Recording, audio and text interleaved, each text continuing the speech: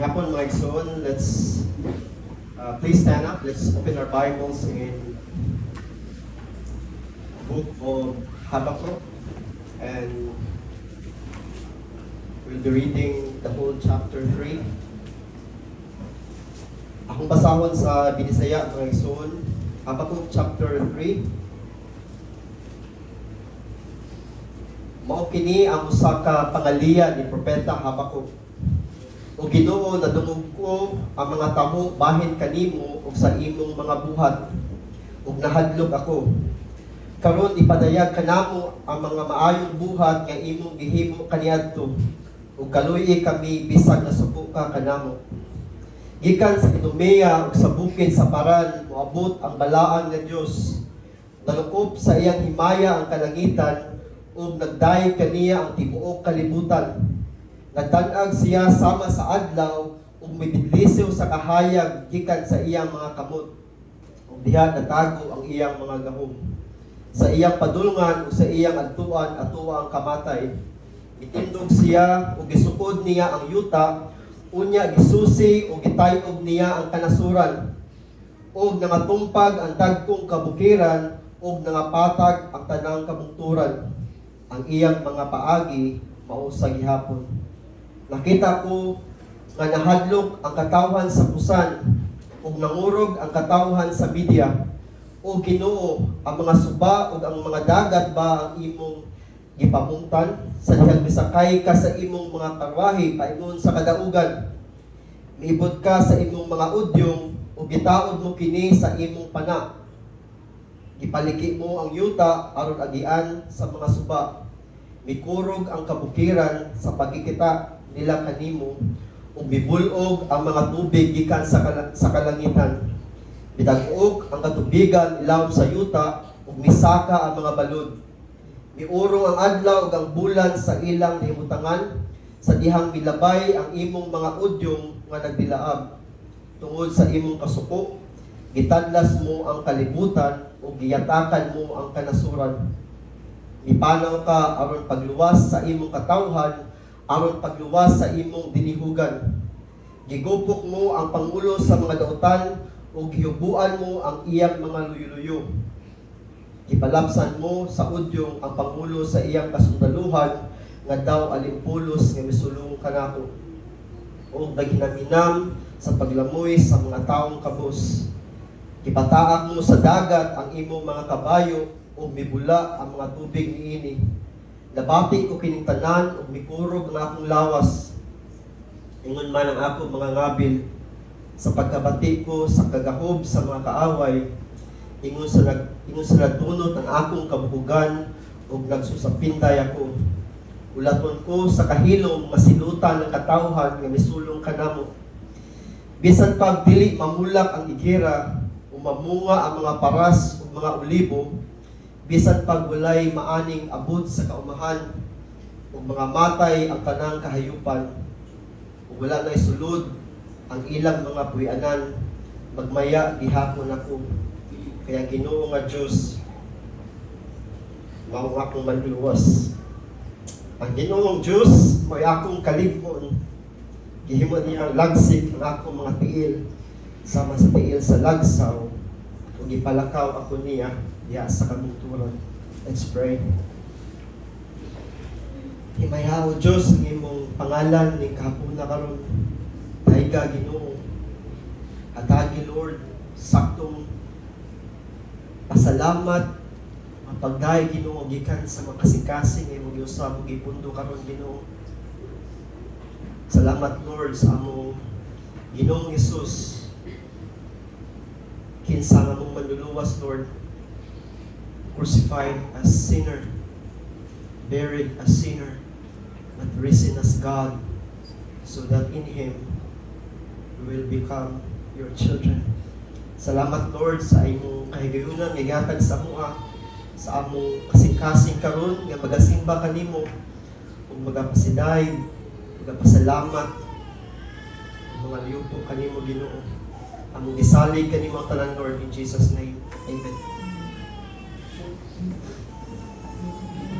Happy anniversary. Practice lang to para next week.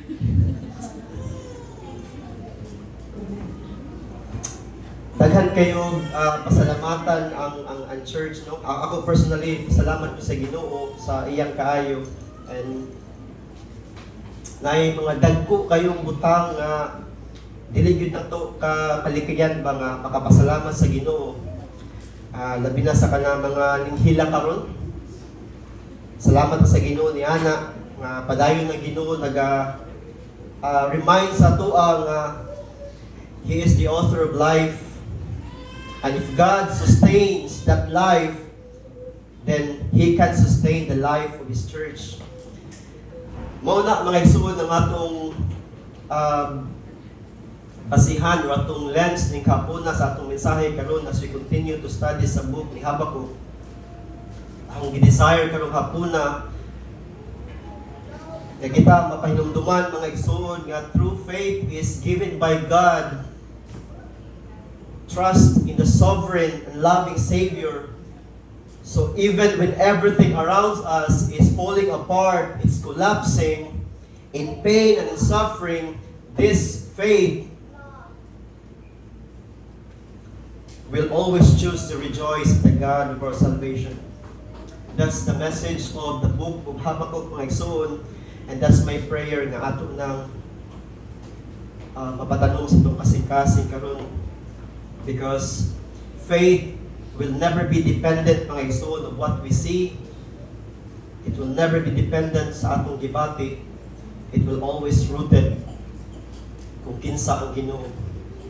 And mao nang nindot kayo pagpahinumdum diya sa Hebrehanon 11:1 no nga ang pagtuo anaay kasiguruhan sa mga butang atong gilauman bisan pa ug dili nato makita. That would be the lens nga atong gamiton mga igsoon as we continue to study sa book ni Habakkuk. The book of Habakkuk moves into 3 powerful stages. Sa chapter 1, atong makita dito nga si Habakkuk questions God. Sa chapter 2, God answers Habakkuk.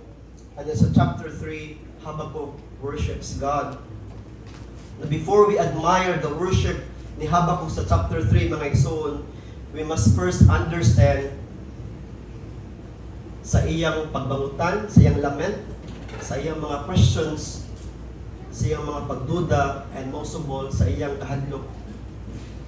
Tungod kay, if you know the history sa book ni Habakkuk, the faith of Habakkuk mga igsoon is not shown in easy days. His faith is shown when God seems silent, when evil seems winning, and when God's judgment is coming. In other words, mga igsoon, there is darkness before the song of worship ni Habakkuk. Habakkuk lived in the darker days. Violence filled Judah. Justice was twisted. Wicked people seems prospered. God seems silent, and this is not this is not the fear nga ginahuna ni Habakkuk bunga sing imagination. It was real. It was affecting God's people immediately and deeply. Muna nga tumabasa sa chapter 1, ang sugod ni Habakkuk diha is, "How long, O Lord?" That's the cry of the prophet. Tungod kay si Habakkuk struggled deeply ani nga book. He knows that God is holy, pero why evil is winning? He knows God is just, but why do the righteous suffer? He knows that God is powerful, and why does this powerful God seem absent and silent? Apan ng langit wala nagpakahilom. Ang Ginoong Diyos mitubag kang Habakkuk. Yet the answer of God makes his struggle, his lament, and his fear deeper. Sa chapter 1, sige basa ni Bro Jules kanina sa verse 6. To judge Judah, God will use a cruel and pagan nation.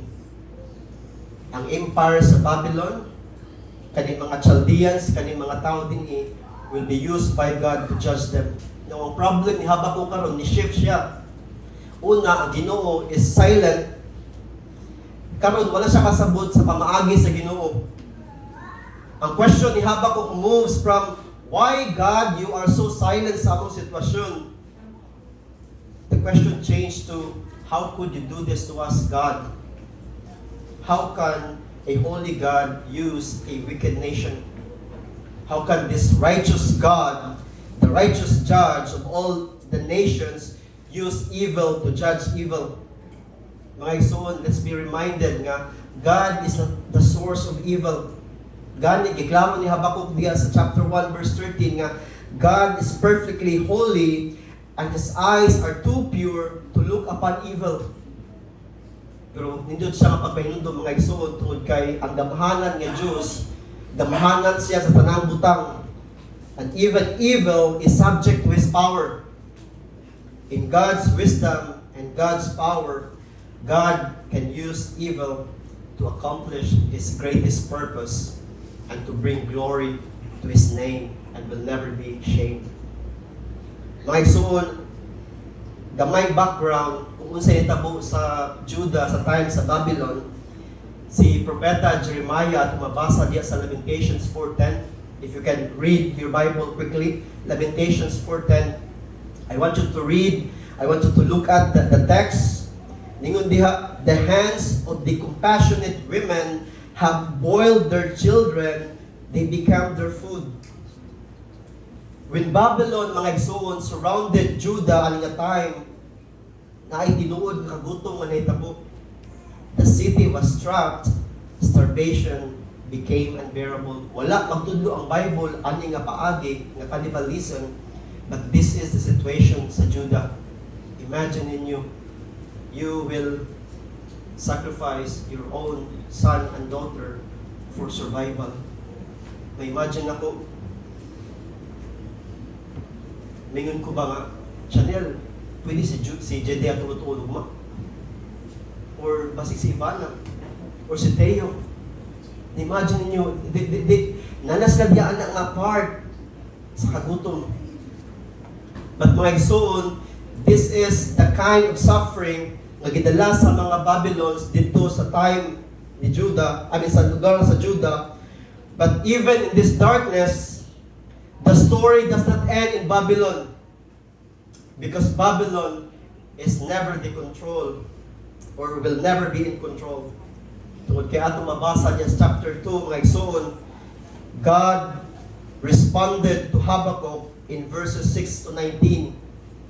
Ningon ang Ginoo, Babylon would fall, Babylon's pride would collapse before him, Babylon's idol and false security will be destroyed, and the earth will be fulfilled by my glory, not Babylon's glory, and not even Judah's glory. Empires will rise and fall, kingdoms will fade, kingdoms will be destroyed, but the glory of God stands forever. And behind ang mga igsoon of this rising and falling of kingdoms, God reveals this deeper truth, unshakable truth. Sa iwalin ni Bro Jethro, the righteous shall live by his faith. This declaration, mga igsoon, is the turning point sa entire Bible at sa entire book ni Habakkuk. The fall of Babylon in history gives us the explanation that none is above him and none is before him. For his throne and power and glory will never end, and it will always stand. But also, mga igsoon, sa giwali pa ni Jethro, this declaration explains how God's people must live. It's not saying we will be saved or they will be saved because their faith is strong. Faith is not the power. God is the power. Faith is simply the hands that holds the God who saves. The righteous do not live by sight.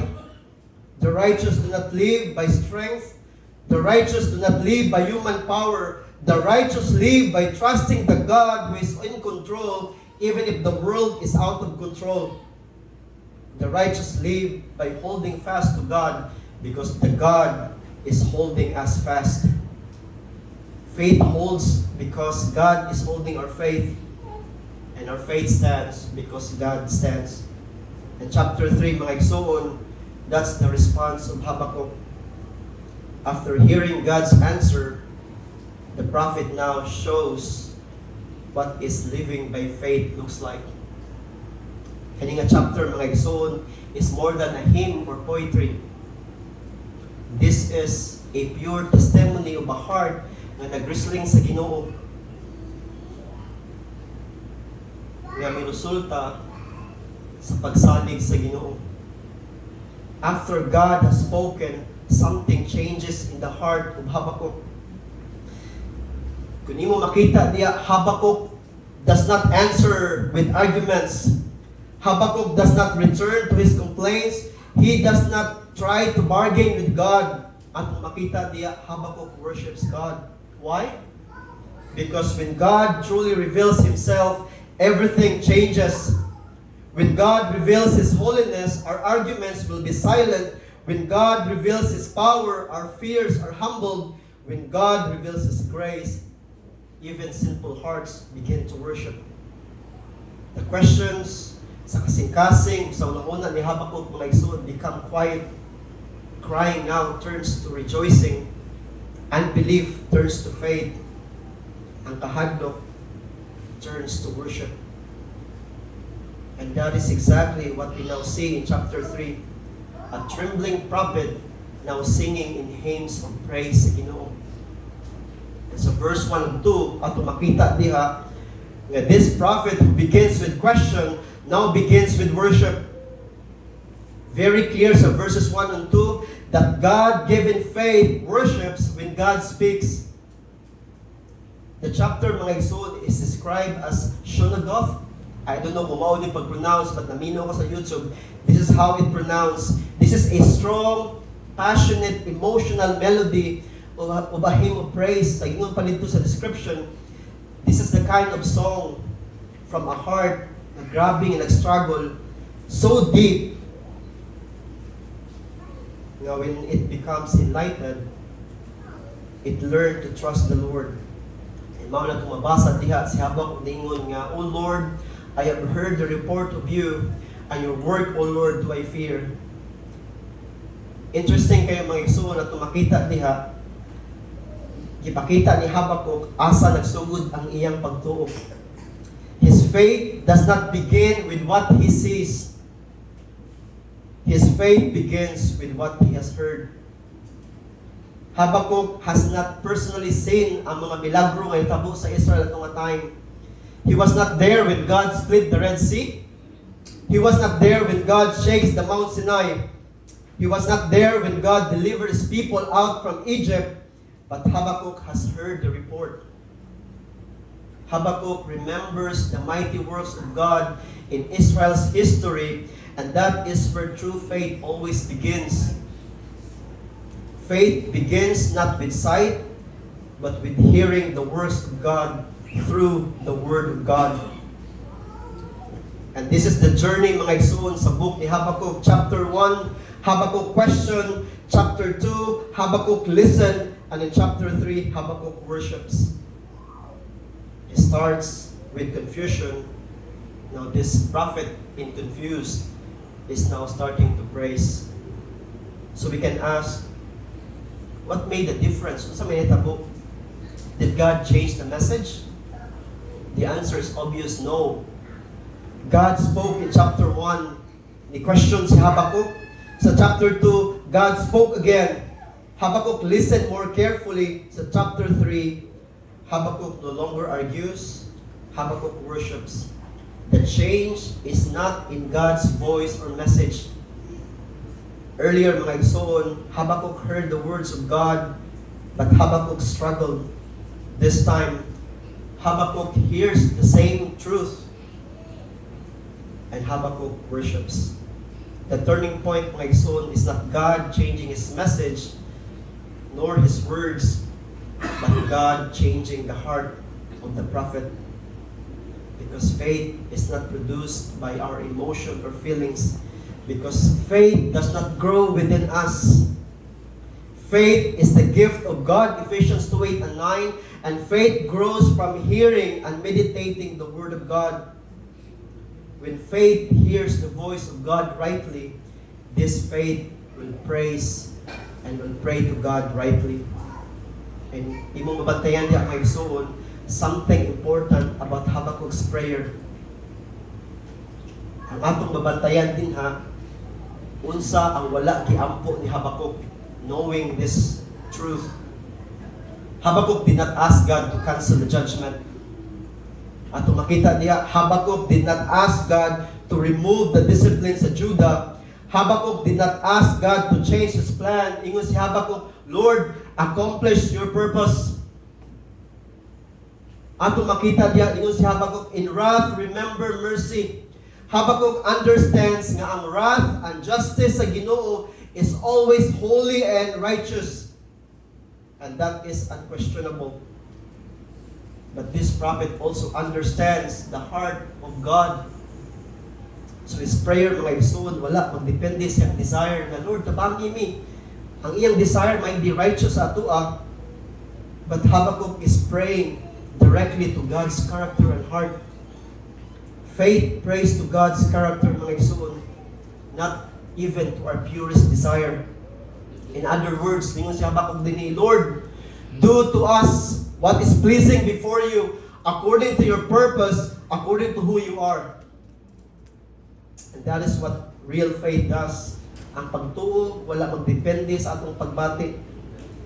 Ang pagtuo, mga igsoon, wala magdepende sa atong makita. Ang pagtuo, musalig, padayon sa Ginoo, suma sa iyang saad, sa iyang mga pulong, sa iyang mga buhat.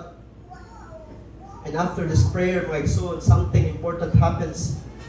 Habakkuk begins to remember. He turns his eyes away from the coming judgment and he looks back to the mighty works of God. Mo ni ang katong gingon ni Bro Kairos last week. Makita ito diya sa verse 3 to 15. Habakkuk reminds us of this powerful truth that God-given faith remembers the mighty works of God. That faith grows stronger when we remember what God has already done to us, not just what He's going to do. When fear comes, faith looks back. When the future is uncertain, faith remembers the past faithfulness of God. Therefore, si Habakkuk, mga igsoon, is now recalling the mighty works of God of Israel in the history. He remembers how God revealed His glory. He remembers how God defeated powerful enemies. He remembers how God saved His people again and again. And by remembering what God has done before, Habakkuk strengthens his heart in the Lord for what is coming. Sa verse 3 and 4, atong makita diha, the prophet who is trembling is now singing about the glory of God. Habakkuk says, God comes from Teman and Mount Paran. The prophet is recalling the time when God revealed His power and glory as He led His people out of Egypt. In other words, mga igsoon, the prophet is now preaching and speaking to his own heart, reminding himself that this is the same God who brought His people out of Egypt. This is the same God who led them through the wilderness with power, the same God who saved them before. And if God saved them before, this would be the same God who is reigning today. This is the same God who acted in the past. This is the same God who is still ruling in the present. And remembering these things, mga igsoon, it gives power to Habakkuk's faith. Mana makita ko diya, his song continues. His splendor covered the heavens. The glory of God is not only revealed by His words, it is also revealed by His great power. Habakkuk remembers the great works of God in Israel's history. The same God who shakes the mountain of Sinai, the same God who split the Red Sea, the same God who crushed Pharaoh and his army, is the same God who leads them in the wilderness. This is the God whose glory is now in the entire heavens and whose power rules the earth. And as Habakkuk, mga igsoon, faces the coming judgment, he does something very important in it. He strengthens his heart in the Lord by remembering what God has done before. He looks back at the faithfulness of God in the past so that he can trust this God in the present. And this is a beautiful reminder sa atong mga igsoon nga ang pagtuo mo tubo when we remember the faithfulness of God, when we remember how God has rescued His people, gikan pa sa una, our hearts would learn to trust Him again and again. Faith looks back at God's past faithfulness and finds strength today and bright hope for tomorrow. For great is His faithfulness. And so verses 5 to 12, ato makita diya, the song of the prophet grows even louder. Now Habakkuk declares the fearful power of God. The Lord is not only glorious, but this God also is mighty and just in judgment. So verse 5, makita ito diha, disease and destructions follow him as a servant. Sa verses 6 and 7, with one look, kingdoms and nations tremble. Habakkuk even mentioned mga igsoon, two of the great enemies of Israel sa Judges, kaning Cushan ug Midian. If nakabasa ka ng book, mo niyang time ni Gideon ug ni Othniel. Great mountains collapsed before him. Sa 8 to 11, ato makita diya, creation itself responds to his voice. Rivers and seas split, sun and moon stand still. Creation recognizes the authority of its creator. And verse 12, mga igsoon, Habakkuk describes God as the divine warrior of His people. That this God marches through the earth in power and He tramples the nations in judgment. Egypt once looked unstoppable at a time, but God easily struck it down with His hands. Babylon now looks unstoppable. It will still fall in the hands of the mighty God. No empire shakes God. No power of man can stand against Him. But I want you to look at verse 13, my son, because this is very important sa him. Something changes. Up to this point, si Habakkuk has been describing the power of God. Nations tremble, mountains collapse, creation itself responds to His voice. But now Habakkuk shows us the purpose why God will always display His power. Because for all this power has a purpose. God's power, mga igsoon, will never be disconnected from His promise. Kung mabuhat o gahom ang Ginoo, iyan ang buhaton to save His people. That is why, ningon si Habakkuk diha, mga igsoon, sa verse 13, you went out for the salvation of your people, for the salvation of your anointed. In other words, mga igsoon, all the mighty works of God in history, sa Exodus, when God destroyed Pharaoh and his army, sa Joshua, when they conquered Canaan, in Judges, God raised deliverers, in Samuel, God defeated giants, in Chronicles, God battles with kings, and in Nehemiah, God protects the people. The shaking of kingdoms and nations were not only a demonstration para makapita ang damanan ng Ginoo. No, God is showing His power because He will save His people. The power of God is always visible to show us a redemption. Mauna ninyo sa Habakkuk, God moves in power because God will be committed always to save His people because of His covenant. Judgment, mga igsoon, will never be the final word in God's covenant. God's judgment is just but not random. God's wrath is holy but not reckless. God loves disciplines, but this God will never abandon. God's covenant, mga igsoon, is still working, not just in judgment, but in love. God judges in order to restore. God disciplines in order to save. And this is very clear sa mga patterns sa Bible, mga igsoon. When you look at the Exodus, for example, and even the Babylon, Egypt fell so that Israel could live, and Babylon will fall because God will not abandon His promise. The Lord remains faithful to His covenant, and He will accomplish His purpose for His people. Habakkuk has just remembered the mighty works of God in Exon. He knows God is powerful. He knows God is loving and just. But now, a painful truth begins to shake his heart. For the same power of Exon is now turning toward Judah. The God who once crushed Egypt is now raising Babylon to judge them. God who is mighty to save is also the God who comes to judgment. And this truth, my soul, strikes the heart, the mind, and even the physical strength of the prophet.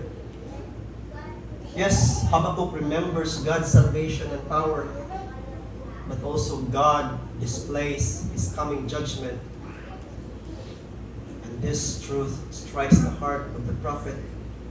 The Holy One he trusts is the Holy One who is coming to judge them. And when this reality, mga igsoon, reaches his heart, the prophet can no longer stand with confidence. The prophet begins to tremble. Natin mabasa sa verse 16. I heard and my body trembled, my lips quivered, decay entered my bones, my legs gave away. Si Habakkuk, mga igsoon, is not exaggerating ani nga time.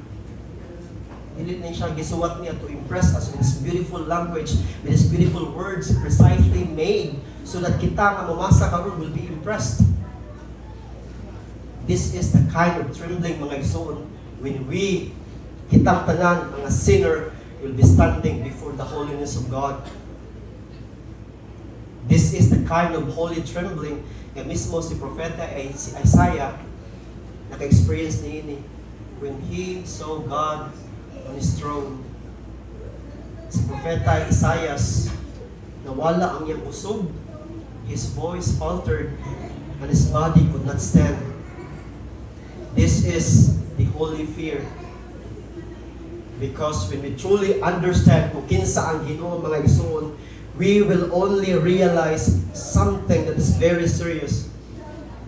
That the powerful God who saves us will also the same powerful God will judge us.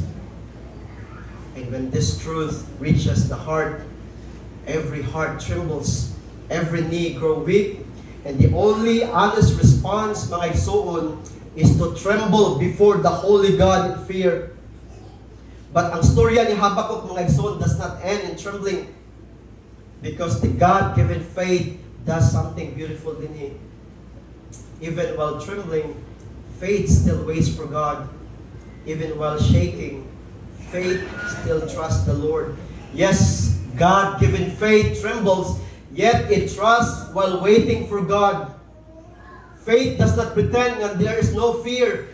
Faith does not deny nga walay danger, but faith does not ignore pain. But faith brings that fear, that pain, that danger under the power of God. Babylon is coming. Exile is near. The danger is real. Kibaw si Habakkuk niyani, and si Habakkuk does not ignore it. And yet, in the middle of that fear, mga igsoon, at makita din Habakkuk says something beautiful.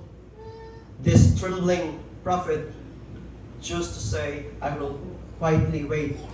This is not giving up. This is not an expression of discouragement. This is not a silence of defeat. This is firmly faith standing on the solid ground. That when everything is shaking, this faith is planted on the solid rock. Faith does not run from the unknown or from the uncertainty. Faith continues to stand firm even if everything begins to shake. Because true faith, my son, keeps trusting even in painful days. Why? Because God's justice never fails. God's love never changes, and God's purpose never moves.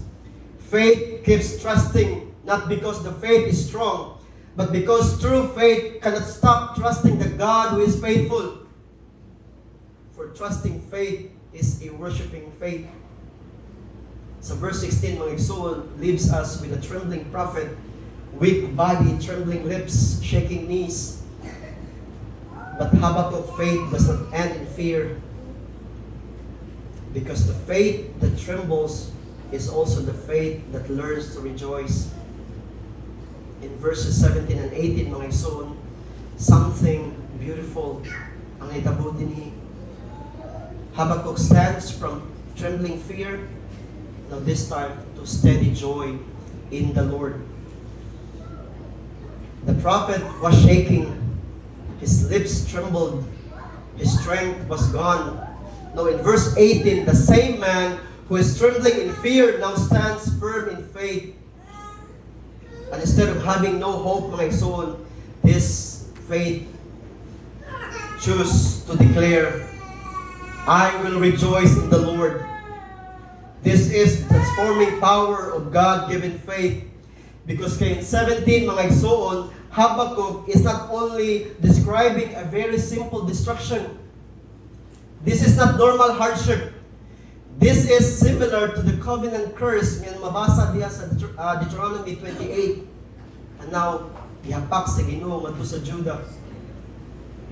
Though the fig tree should not blossom, nor fruit be on the vines, the olive crop fails, the fields produce no food, the flocks disappear from the fold, and there are no cattle in the stalls. This picture, mga igsoon, is not just only losing crops or income or ilang resources. This is a covenant judgment. And the land that showed God's blessing is now empty. The trees are bare, the fields are empty, the barns are silent. Every visible sign of blessing sa Ginoo is gone. And Habakkuk is describing a future where everything is destroyed. And even worse, mga igsoon, the animals are gone.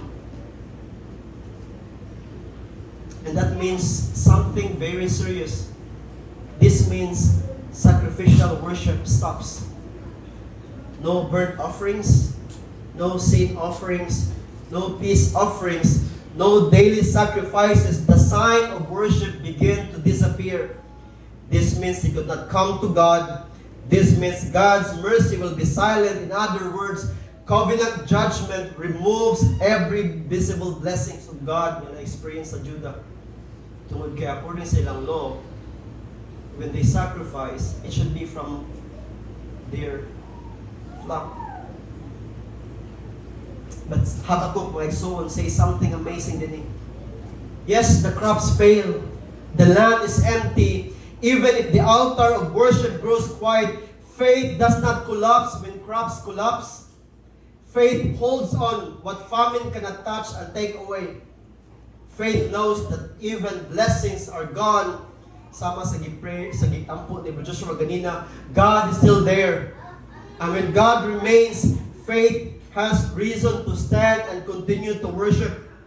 Mula sa verse 18, yana si Habakkuk diha, yet I will rejoice in the Lord.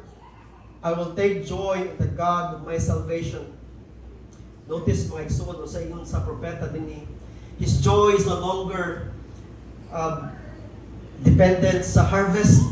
His joy is no longer in the security of the land. His joy is no longer in the visible blessings. His joy is in the Lord Himself. The crops may fail, the fields may be empty, the sacrifices may stop, but the Lord has not changed. And for Habakkuk, that is enough. Faith is not holding on the blessings. It is holding on the giver.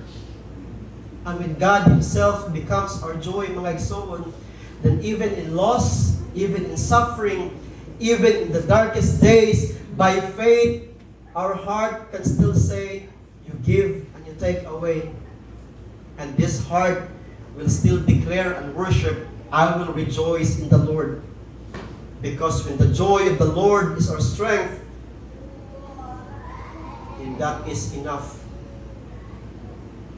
And sa verse 19, makita din nga ang song ni Habakkuk is reminding us that God-given faith receives its strength from the Lord.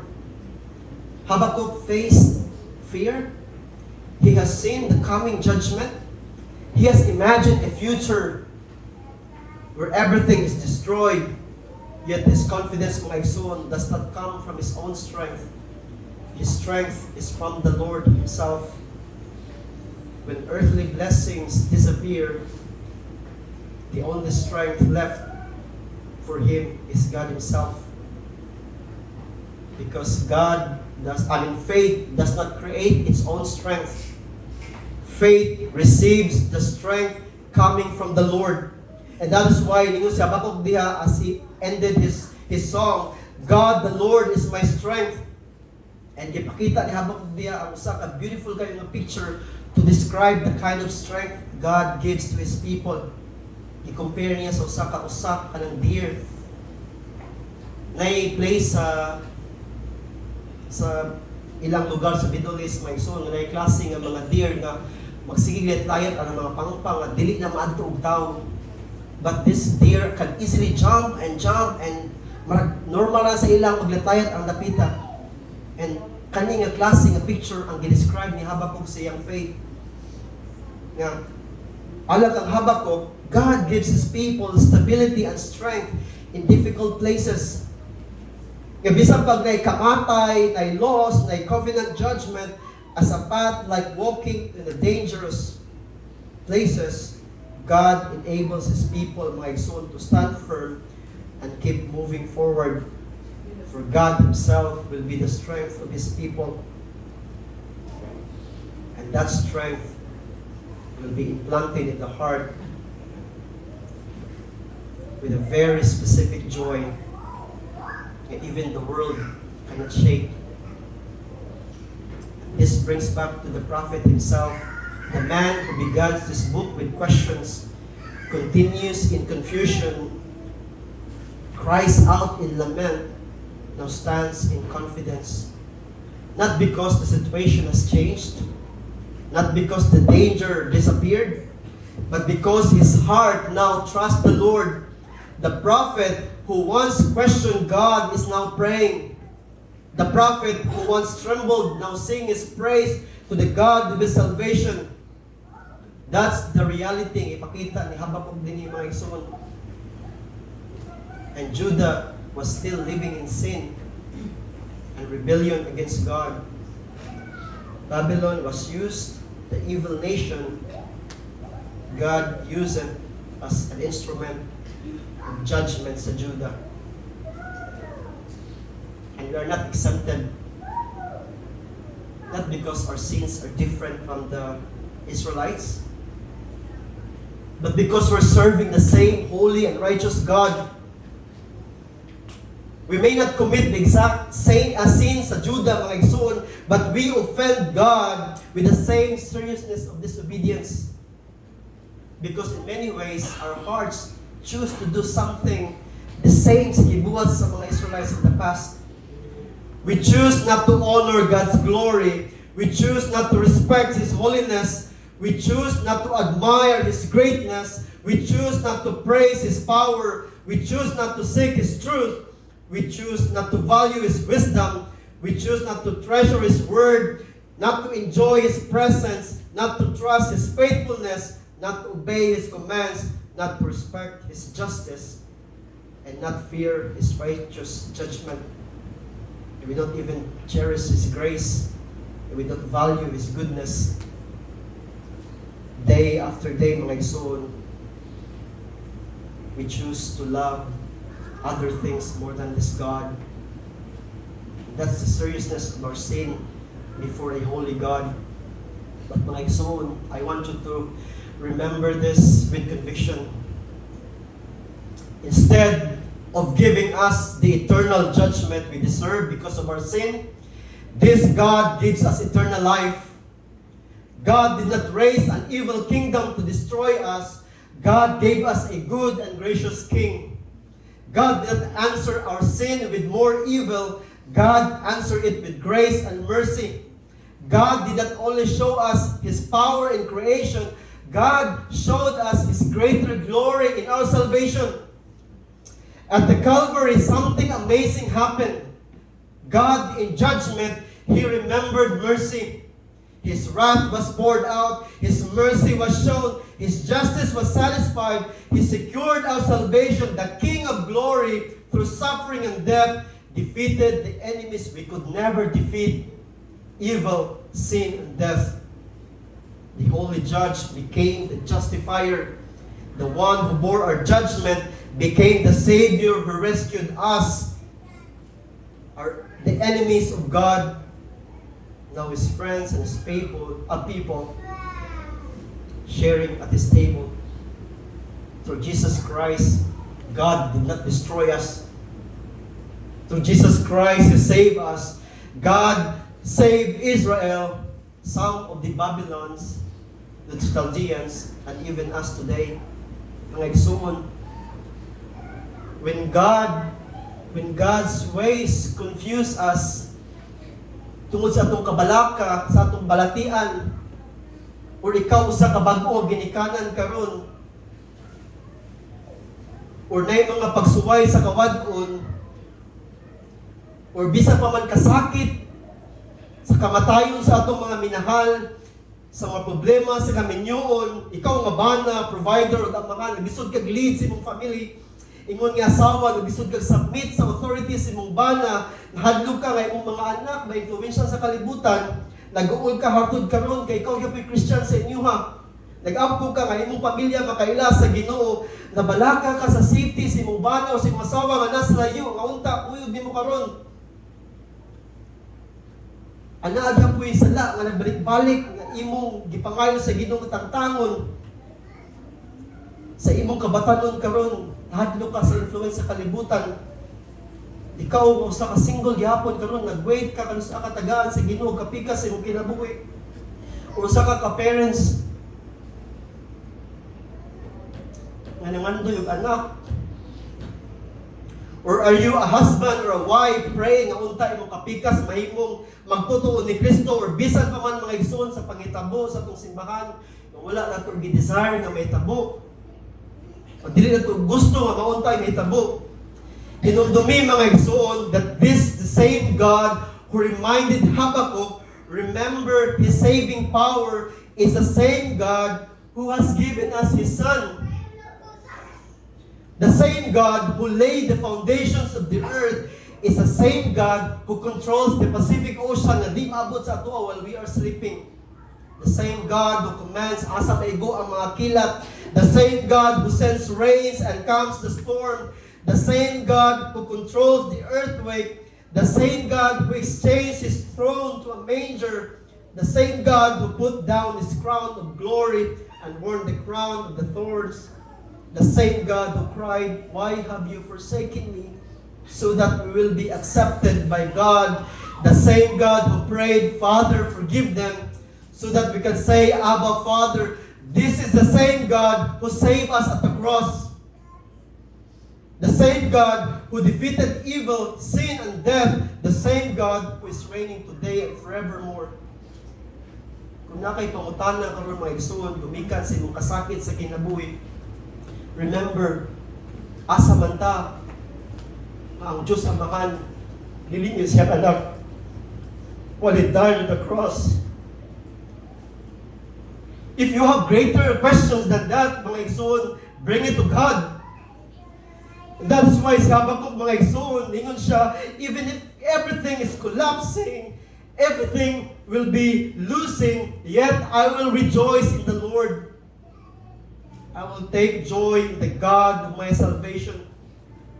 Because God-given faith does not run from the unknown. It stands when everything is shaking. It rejoices with the God who will always save us for His glory, for His purpose, for His kingdom, for His heart. Agyong panapos mga igsoon, Habakkuk began with how long? And si Habakkuk ditapos og, yet I will rejoice. between pain and promise stands one word, yet. And this yet, my soul, Jesus said, it is finished. This word is the most powerful word. Tungod kay this is sustained by the finished work of the loving Savior that we have. And because of that, mga igsoon, we can say with all of our hearts, I will live by faith for Jesus. Let's pray. Lord, salamat kayo sa ulong karon, Ginoo. Thank you for reminding us that sometimes, Lord, we don't understand the things we ask before you. Sometimes, Ginoo, ang complaints, ang mga kahadlok, kabalaka, Ginoo. Bisan pa, Ginoo, ang pagkamakasala at tubangan sa imong presensya. But you responded to us with the greatest glory and honor and love and mercy when it is displayed on the cross. That the crown of heaven, the God of heaven, the King of glory, chose to die on our behalf. Forgive us, O Lord. Sometimes we don't understand sa among mga pagpangutana, sa among pagpangutaya kanimo, Ginoo.